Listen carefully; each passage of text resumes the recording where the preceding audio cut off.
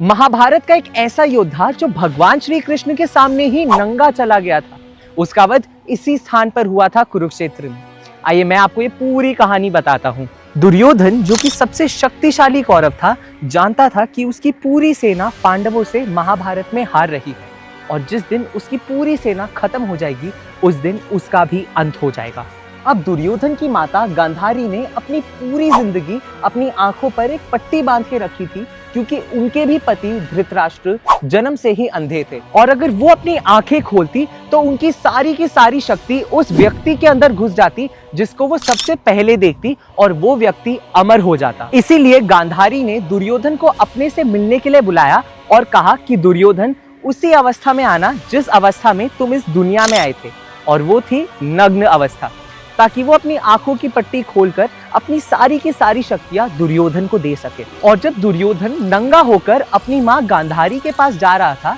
तभी भगवान श्री कृष्ण ने उसे देखा और कहा कि तुम जैसे एक बड़े व्यक्ति को अपनी मां के सामने नंगा या नग्न अवस्था में जाना शोभा नहीं देता। इसीलिए दुर्योधन ने अपने शरीर के नीचे के हिस्से को केले से ढक लिया और जैसे ही गांधारी ने अपनी आंखों की पट्टी खोलकर उसे देखा, तब उनकी सारी शक्ति दुर्योधन के शरीर के ऊपर के हिस्से में चली गई और उसका नीचे का हिस्सा कमजोर ही रह गया।